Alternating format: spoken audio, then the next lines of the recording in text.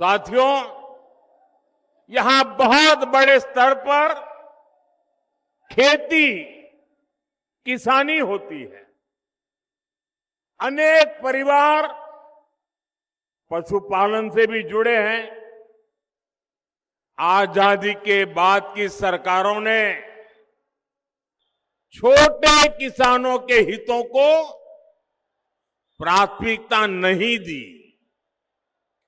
इस वजह से छोटे किसान हमेशा संकटों से घिरे रहे।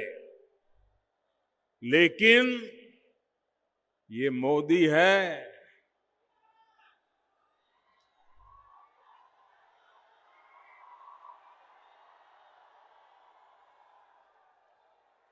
जिसे किसी ने नहीं पूछा, मोदी उन्हें पूजता है।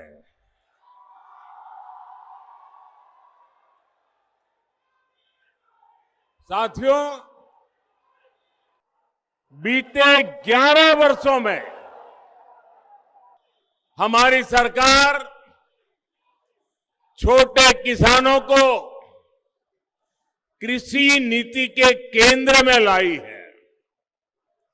आजाद भारत में पहली बार ऐसा हुआ है। छोटे किसानों के लिए बैंक के दरवाजे तक बंद थे।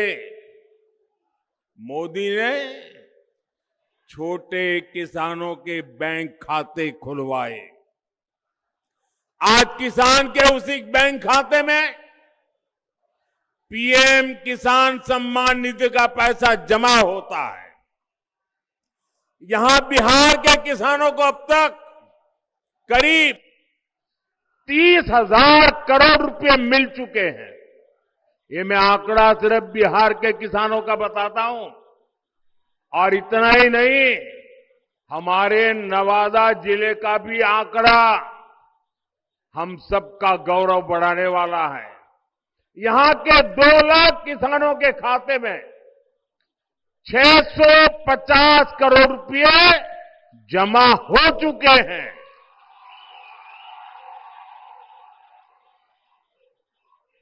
और मेरे भाइयों बहनों, याद रखिए, ये सारा का सारा पैसा बिना कट कमीशन और करप्शन के किसान के खाते में जमा हुआ है। अगर जंगल राज वाले होते, उनके साथी कांग्रेस वाले होते, तो आपके हक का ये सारा का सारा पैसा लूटकर अपनी तिजोरी भर लेते।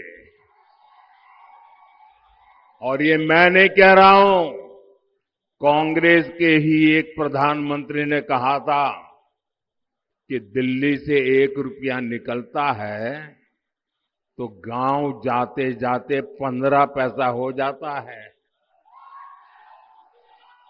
ये रास्ते में ये कौन सा पंजा था जो रुपये को घिस करके 15 पैसा बना देता था।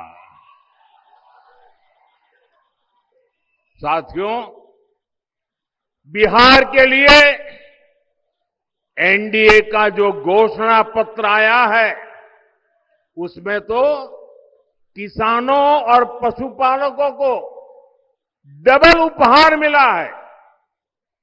अभी किसानों को केंद्र सरकार, दिल्ली की सरकार पीएम किसान सम्मान निधि के 6,000 रुपये उनके खाते में जमा करती है। अब बिहार एनडीए ने ये घोषणा की है कि यहां फिर से सरकार बनने के बाद भारत सरकार जो देती है, उसके उपरांत 3,000 रुपये अतिरिक्त हमारे किसान साथियों को दे दिया जाएगा।